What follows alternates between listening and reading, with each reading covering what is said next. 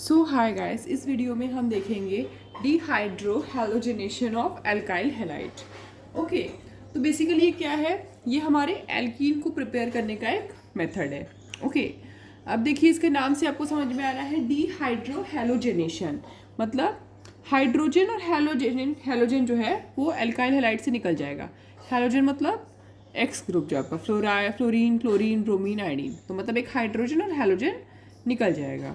Okay, अब देखिए suppose ये हमारा अल्काइल हैलाइड है, ठीक है, CH3Cl। ओके, अब इसमें आपको कुछ कुछ बातें बहुत ध्यान रखनी है। पहली बात, अल्कोहलिक KOH, ठीक है। एक तो देखिए KOH बहुत स्ट्रॉन्ग बेस होता है। सबसे पहली बात, KOH बहुत स्ट्रॉन्ग बेस होता है। आपको ये रिएजेंट याद रखना पड़ेगा कि अगर अल्कोहलिक KOH दिया है तो आपको डिहाइड्रो हैलोजिनेशन करवाना है। KOH एक स्ट्रॉन्ग बेस है। हमने पहले भी अब प्रीवियस वीडियोस में कहा है, अगर ऑर्गेनिक केमिस्ट्री में बेस है स्ट्रॉन्ग बेस तो एसिड बेस रिएक्शन होगा। क्यों? क्योंकि acid base reaction is the fastest.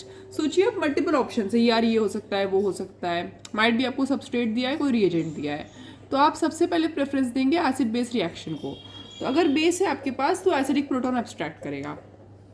अब देखिए वो तो चलिए ठीक है, वो एसिडिक प्रोटॉन एब्स्ट्रैक्ट करेगा। अब Cl, जब भी आप हैलोजन ग्रुप्स को देखेंगे और जनरली Cl को देखेंगे ना, तो आप समझ जाइए कि Cl एक बहुत अच्छा लिविंग ग्रुप है। मतलब उसका टेंडेंसी ये है कि वो आपका जो सबस्ट्रेट है उसमें से निकल जाएगा। तो ये अल्कोहलिक क्यूएच करेगा क्या? देखिए मैकेनिस्टिकली अगर हम देखें तो एक्चुअली वो क्या करेगा ना, ये देखिए सबसे पहले आपको जो सबस्ट्रेट दिया, ये हमारा सबस्ट्रेट है। अब इसमें आपको अल्फा कार्बन और बीटा कार्बन पता होना चाहिए। अल्फा कार्बन वो है जिससे फंक्शनल ग्रुप अटैच्ड है। अब भाई इस वाले में मतलब एल्काइल हैलाइड में तो ब्रोमीन ही मेन है ना, तो वो अल्फा कार्बन, जिस कार्बन से ब्रोमीन अटैच वो अल्फा, उसके बगल वाले sp3 कार्बन बीटा, ठीक है। अब देखिए अल्कोहलिक क्यूएच डालने से क्या होगा, आपको खोजना है बीटा हाइड्रोजन। क्यों भाई? देखिए यहाँ मैकेनिज्म क्या होगा ना, देखिए अब जैसे सपोज इस वाले में देखिए, तो अल्कोहलिक क्यूएच हमने कहा क्या है, वो आपका बेस है, तो एसिडिक प्रोटॉन लेगा। अब बात है कि यार वो यहाँ पे भी एसिडिक प्रोटॉन ले सकता है, यहाँ पे भी, पर वो यहाँ लेगा। आपको ध्यान में रखना है कि वो यहाँ लेगा, मतलब बीटा हाइड्रोजन आपको खोजना है। बीटा हाइड्रोजन मतलब जिस कार्बन पे सोचिए ये फंक्शनल ग्रुप लगा है, उसके बगल वाला sp3 कार्बन पे जो हाइड्रोजन है वो लेना है। मतलब वो बेस उसको एब्स्ट्रैक्ट करेगा। क्यों? बेस जब उसको लेने जाएगा ना, तो उससे क्या होगा, ये वाला बॉन्ड यहाँ मूव करके ये क्लोरीन बाहर आ जाएगा। क्लोरीन को निकालना हमारा एम है। हमने कहा शुरू में कि क्लोरीन यहाँ बहुत, क्लोरीन एक अच्छा लिविंग ग्रुप है। आप ऑर्गेनिक के कोई भी रिएक्शन में देखेंगे क्लोरीन लीव करेगा, इसीलिए आपको ध्यान में रखना है। आप ये नहीं हटाएंगे, आप बीटा हाइड्रोजन मतलब ये अल्फा ये बीटा, तो ये आप इसको हटा दिए यहाँ पे, तो ये बॉन्ड इधर जाएगा, ये क्लोरीन यहाँ से निकल जाएगा। आप मैकेनिज्म देखिए, ये अल्फा है, ठीक है। अल्फा के बाद बीटा दो है, यहाँ पे दो ऑप्शन है, 1 2। तो यार हम पिछले वीडियो में डिस्कस किए सेट-जेफ रूल, मतलब मोर सब्सटीट्यूटेड बनेगा, वो बात है। अब यहाँ होगा क्या, देखिए ये CH3, इसको हम ओपन करके लिखे CH2 CH Br CH3। अब देखिए हमने कहा इस वाले हाइड्रोजन को नहीं निकालेंगे, अल्फा तो बीटा निकालेंगे। तो यार ये बीटा था, ये बीटा। आप बोलेंगे मैम ये बीटा क्यों नहीं निकाले? यार इससे अल्कीन बनेगा ना, तो सब्सटीट्यूटेड नहीं होगा सेट-जेफ रूल के हिसाब से, ठीक है। तो यहाँ से निकालेंगे। तो देखिए बेस आया, बेस क्या किया, अब देखिए ध्यान से, बेस आया, ये इसको लेने आ गया, बोला कि यार तुम मेरे साथ चलो, इसको ले जाऊँगा। तो यार ये वाला बॉन्ड वीक होने लगा, मतलब ये अगर इधर से बनने लगा तो भाई ये इसको लेने आ गया ना, तो इसका बॉन्ड वीक करना पड़ेगा इस कार्बन के साथ।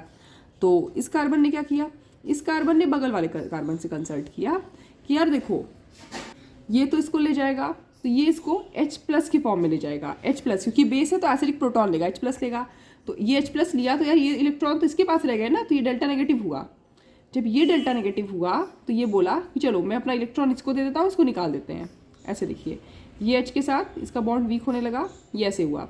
तो यहाँ पे डेल्टा नेगेटिव चार्ज हुआ, मतलब इलेक्ट्रॉन ज़्यादा है, तो ये अपना ये वाला इलेक्ट्रॉन जो है इधर दिया, और उस कारण ये यहाँ से निकल जाएगा, मतलब ये वाला बॉन्ड अब वीक होने लगेगा। तो ये देखिए जो है ना, ये कोई कार्बोकेटाइन वगैरह नहीं बनता है, ये ट्रांजिशन स्टेट से जाता है। अब क्योंकि ये ट्रांजिशन स्टेट से जाता है इसलिए यहाँ पे रीअरेंजमेंट नहीं हो सकता है।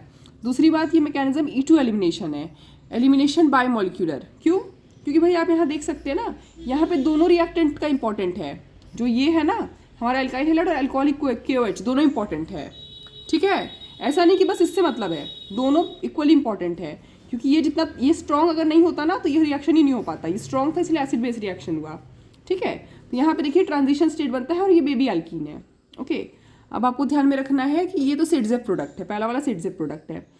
अगर देखिए क्या होता है ना, कभी आपका बेस है, अब यहाँ पे तो देखिए बेस ही मेन है ना, हमने जैसे कहा ये बेस जो आ रहा था ये आके बीटा हाइड्रोजन लेने आया, तो भाई अगर ये वैसे नॉर्मल बेस है तो फिर ये एल्कीन बन गया।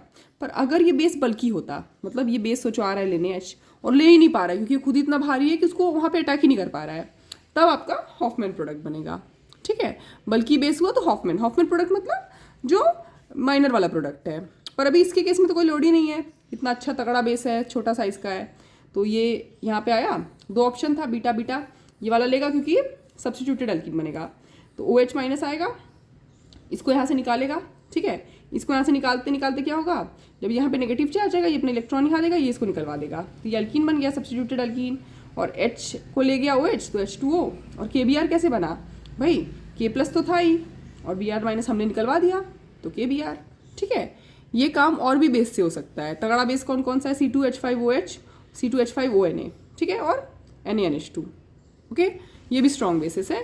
और अल्कोहलिक QH के अलावा अगर NaOH भी थे तो भी वो स्ट्रॉन्ग बेस है। ये आपका हुआ डिहाइड्रोहेलोजिनेशन ऑफ एल्कीन।